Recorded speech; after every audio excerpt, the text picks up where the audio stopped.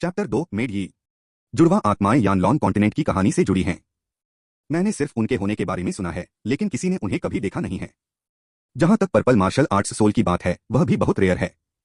शियाओं के परिवार में भी ज्यादातर बड़े बुजुर्ग हुआंग रैंक की मार्शल सोल हैं। ब्लू मार्शल आर्ट्स में माहिर होना पहले से ही एक जीनियस मार्शल आर्टिस्ट है जो पूरे कॉन्टिनेंट में मशहूर है। सबसे एडवांस्ड पर्पल मार्शल आर्ट्स की तो बात ही छोड़ दें। इफेक्ट ट्राई करो, शियाओ यी ने थोड़ी देर सोचा। अचानक दरवाजे के बाहर कदमों की हल्की आवाज आई।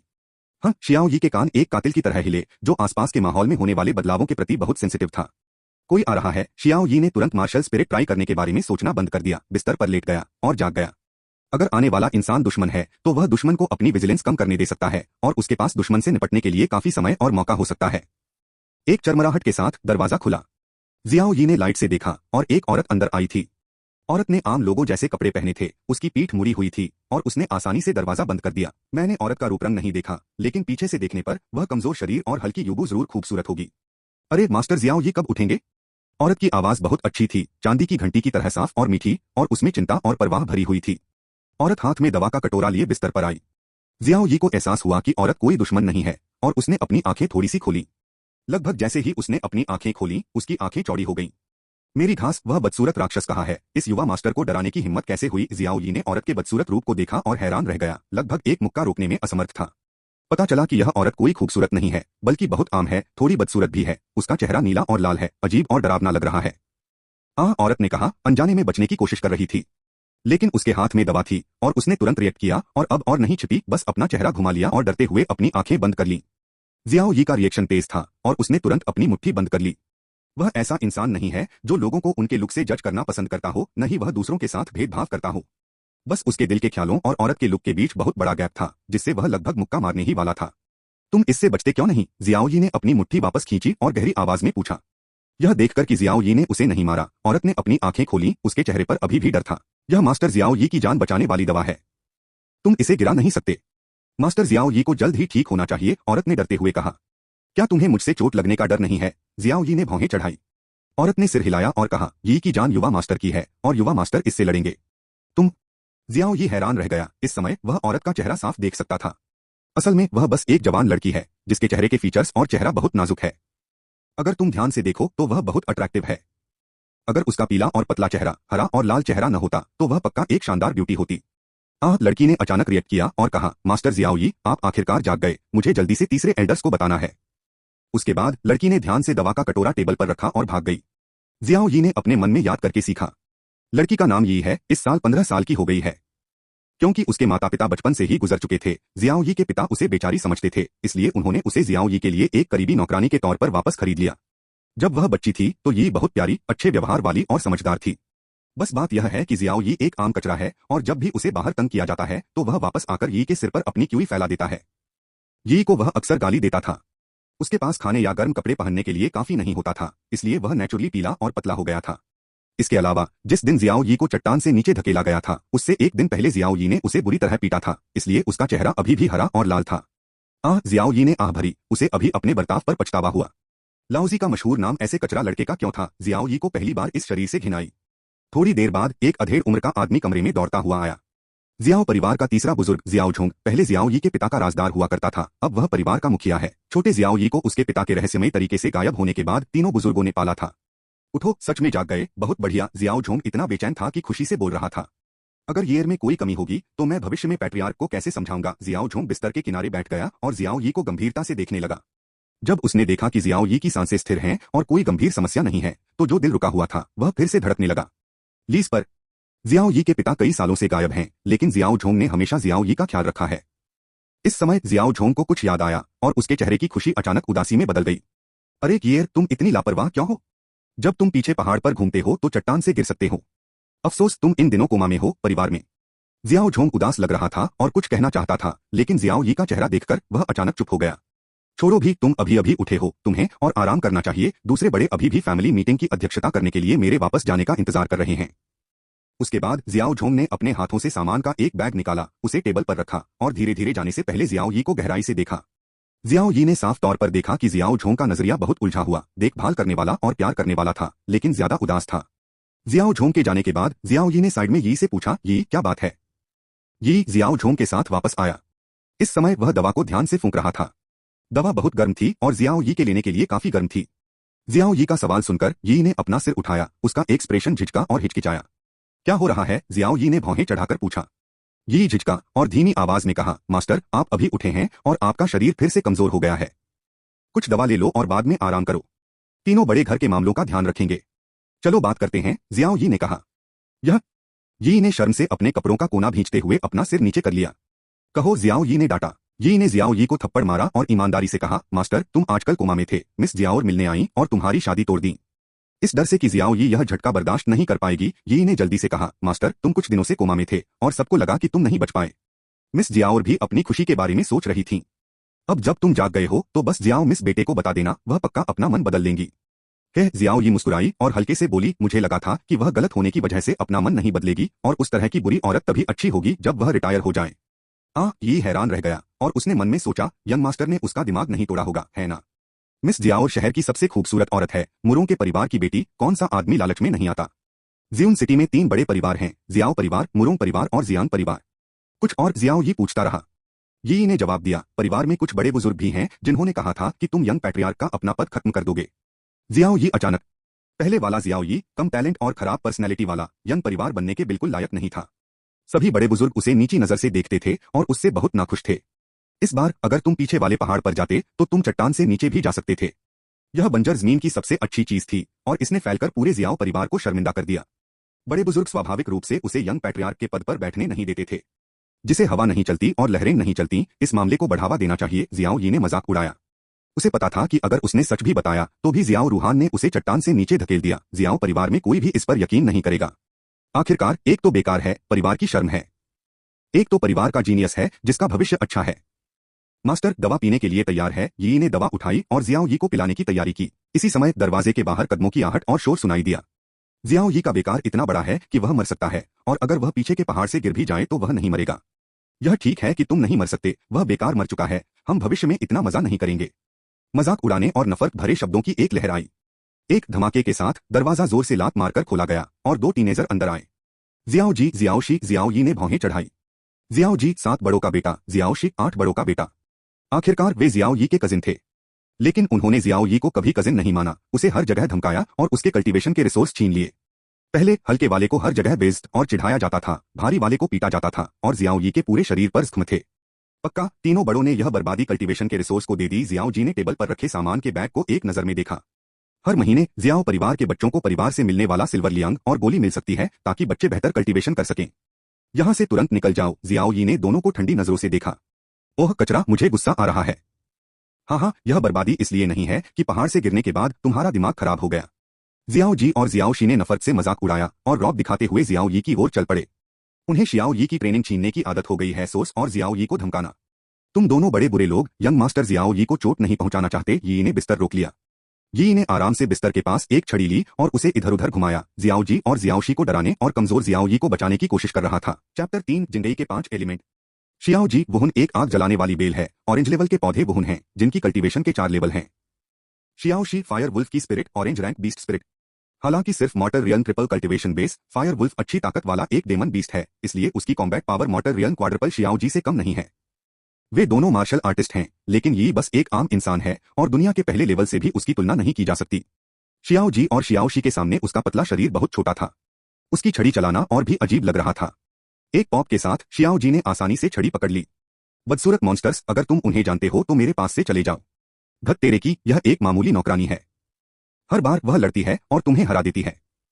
यी ने अब भी छड़ी को कसकर पकड़े रखा, दांत पीसते हुए कहा, यी की जान मास्टर जियाओ यी की है और मैं तुम्हें यंग मास्टर को चोट नहीं पहुंचाने दूंगा।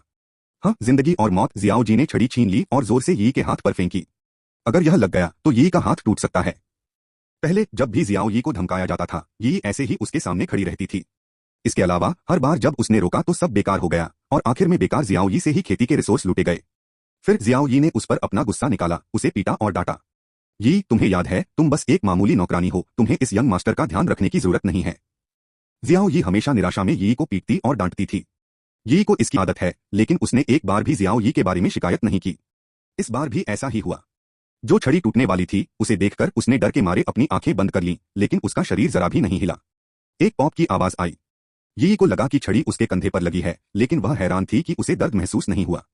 जब उसने अजीब तरह से अपनी आंखें खोली तो उसकी साफ आंखें चौड़ी हो गईं, क्योंकि इस समय जियाओ यी पहली बार उसके सामने खड़ा था और उसने अपनी हथेली से छड़ी पकड़ ली। Young young master. यी को अविश्वसनीय लगा। पहले जियाओ यी बेकार था, लेकिन इस समय जियाओ यी धरती पर जिंगीक्वान का मालिक है और दुनिया भर के हत्यारों का राजा भी है। यी को चोट कैसे लग सकती है? जियाओ यी ने यी को जवाब नहीं दिया, बल्कि जियाओ जी और जियाओ शी को बेरुखी से घूरा। मेरी नौकरानी, लड़ने की तुम्हारी बारी कब है? जियाओ जी और जियाओ शी हैरान रह गए। यह पहली बार था जब जियाओ यी ने विरोध करने की हिम्मत की। ओह, छोटे बेकार को सच में गुस्सैल स्वभाव का है।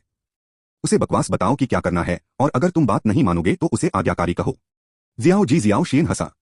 छोटे बेकार, मुझे लगता है कि तुम जलती हुई बेल से सीखे जाने का स्वाद भूल गए हो। जियाओ जी ने मजाक उड़ाया। जियाओ जी के हाथ में अचानक एक लाल बेल आ गई। यह 2 मीटर लंबी थी, जिसकी लपटें बेल पर फैल रही थीं, चटक रही थीं। बेल में आग लगाओ, जाओ। जियाओ जी ने अपना हाथ हिलाया और जलती हुई बेल ने जियाओ यी पर ऐसे हमला किया जैसे रूहानी तौर पर। जियाओ यी बिल्कुल भी नहीं डरा। साधना के लेवल के मामले में वह मौत की दुनिया में सिर्फ पहला था, जियाओ जी से बहुत कम, लेकिन लड़ाई के अनुभव के मामले में 100 जियाओ जी भी उससे मुकाबला नहीं कर सकते थे। जियाओ यी अचानक आगे बढ़ा, अपने शरीर को अजीब तरह से घुमाया, जलती हुई बेल से बचता हुआ, फिर दोनों हाथों से पंजों से और सीधे जियाओ जी का सिर पकड़ लिया। उड़ गया? यह कैसे हो सकता है? जियाओ जी हैरान रह गया। टाइगर शेप, जियाओ यी ने ठंडे स्वर में चिल्लाया। जियाओ जी बस आग की बेल का बचाव वापस लेना चाहता था, लेकिन अचानक उसे एक टाइगर की दहाड़ सुनाई दी। दहाड़! जियाओ यी के पंजों ने एक टाइगर की तरह दहाड़ लगाई, जैसे जानवरों का राजा जंगल को हिला रहा हो। जियाओ जी कांप उठा। इस पल उसे लगा कि कोई खूंखार जानवर उसे घूर रहा है और वह कभी भी मर सकता है। अगले ही सेकंड जियाओ जी को जियाओ यी ने अचानक नीचे गिरा दिया। ऐसा लगा कि जियाओ जी को एक टाइगर ने नीचे गिरा दिया हो। क्या बात है, क्या मैं चक्कर में पड़ गया हूँ? जियाओ शी ने त्योरियां चढ़ाई। जियाओ जी एक नश्वर लोक का 4 लेवल का योद्धा है, उसे छोटी सी बर्बादी कैसे हरा सकती है? बाघ का आकार, पहाड़ से उतरते बाघ जैसा, ताकतवर और नीचे गिरने वाला है। यह जिंगीक्वान का सबसे आक्रामक रूप है। इस समय जियाओ यी के पंजों ने जियाओ जी की गर्दन पकड़ ली, जो गले में थी। जब तक वह चाहता, वह अपनी उंगलियों को हल्के से हिलाकर जियाओ जी की गर्दन तोड़ सकता था और जियाओ जी को मार सकता था। यह मत भूलो, जिंगीक्वान का मास्टर होने के अलावा जियाओ यी एक ताकतवर हत्यारा भी है, जो हर तरह की हत्या करने की कला में माहिर है। जियाओ शी, तुम हैरान होकर क्या कर रहे हो? मुझे बचाओ! जियाओ जी डर गया। बिना यह सोचे कि वह जियाओ यी का दुश्मन क्यों नहीं है, उसने तुरंत जियाओ शी से मदद मांगी। आओ! जियाओ शी ने तुरंत जवाब दिया। आग का भेड़िया, अभी! जियाओ शी जोर से चिल्लाया। उसके शरीर पर अचानक एक फायर वुल्फ फैंटम दिखाई दिया। Fire wolf orange rank marshal soul योद्धाओं को बहुत तेज स्पीड और आग से मारने की ताकत दे सकता है। छोटा बेकार, जाओ मर जाओ। जियाओ शी की हरकतें देखकर उसने असल में जियाओ यी को मारने का इरादा किया। जियाओ परिवार के वही सदस्य, वे बहुत बेरहम थे और जियाओ यी की जान लेना चाहता था। जियाओ यी का चेहरा ठंडा पड़ गया और उसने जियाओ जी की गर्दन पर हाथ छोड़ दिया। तेंदुए जैसा शेप, जियाओ यी की हरकतें तेज हैं, जैसे कोई जगुआर खाना ढूंढ रहा हो। या तो वह कोई हरकत नहीं करता, लेकिन अपने पंजों के नीचे शिकार को मार डालता है। इतनी तेज जियाओ शी की आंखें चौड़ी हो गई, वह बस हमला करने ही वाला था। जियाओ यी के पंजे पहले ही उसकी छाती तक आ चुके थे और एक जोरदार पंजे से उसने अपनी छाती पर खून का गहरा निशान बना दिया। जगुआर के हमले की तरह तेंदुए जैसा शेप, हवा के झोंके जितना तेज और बिजली जितना तेज होता है। यह कम दूरी के क्लोजअप बर्स्ट स्पीड के लिए जिंगीक्वान का सबसे सही रूप है। जिंगीक्वान एक मार्शल आर्ट है जो अंदर और बाहर दोनों तरह का होता है। 5 एलिमेंट और 12 स्टाइल हैं: split fist, drill fist, collapse fist, gun fist, horizontal fist, dragon shape, tiger shape, eagle shape, snake shape.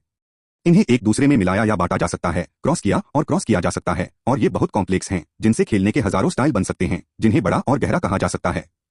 और जियाओ यी जिंगीक्वान के मास्टर के तौर पर न सिर्फ लड़ने के सभी स्टाइल को पूरी तरह से समझा, बल्कि उन्हें 5 स्टाइल में बेहतर भी बनाया। खेल के हजारों स्टाइल से बने इन 5 स्टाइल को जियाओ यी 5 यूनिक जिंगी कहते हैं। ये tiger shape, leopard shape, snake shape, crane shape और सबसे मजबूत राइजिंग ड्रैगन हैं। इन 5 मस्ट के साथ वह धरती पार करने में कामयाब रहा है, उसे शायद ही कभी दुश्मन मिलते हैं। हालांकि मॉर्टल रेन के सिर्फ पहले लेवल में थोड़ी सी ताकत थी, लेकिन रूप और इरादे की 5 सुपरनेचुरल शक्तियों पर भरोसा करके उसने जियाओ जी और जियाओ शी को आसानी से हरा दिया। क्या तुम मरना चाहते हो? जियो यी ने दोनों पंजे फाड़ दिए, जिससे जोशी की छाती पर घाव और चौड़ा हो गया।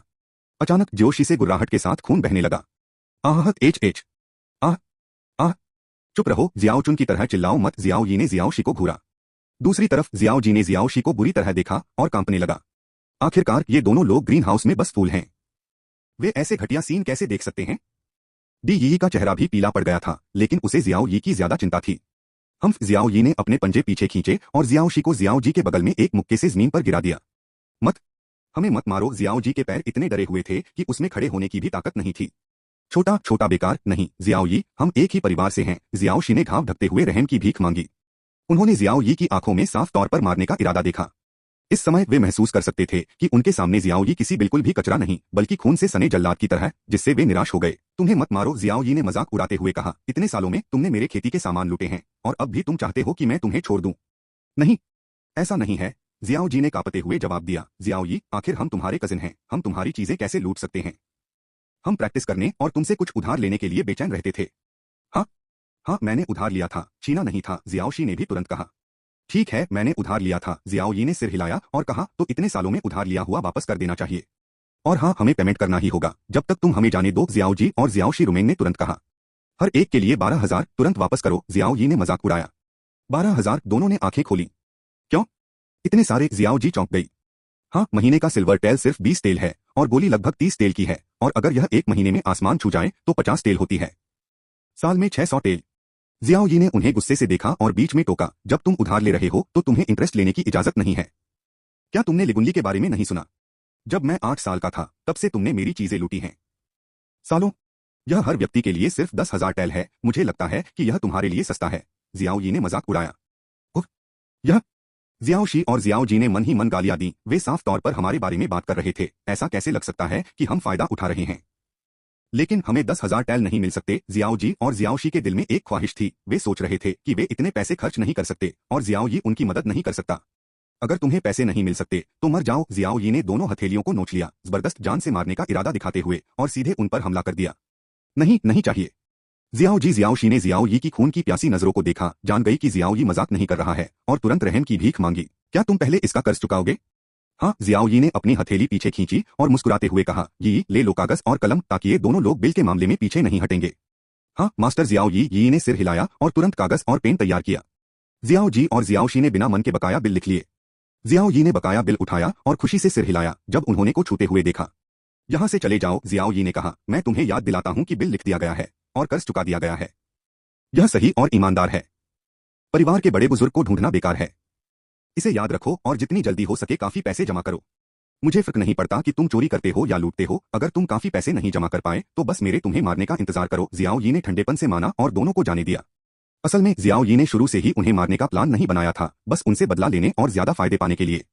मुझे याद है कि मार्शल आर्टिस्ट की खेती में बहुत ज्यादा रिसोर्स लगते हैं। जितना ज्यादा पैसा, उतने ही ज्यादा रिसोर्स, और प्रैक्टिस करना उतना ही आसान और तेज। जियाओ जी और जियाओ शी के जाने के बाद वह जियाओ यी के यार्ड के बाहर चक्कर लगाता रहा और आखिर में एक टीनेजर के सामने रुका।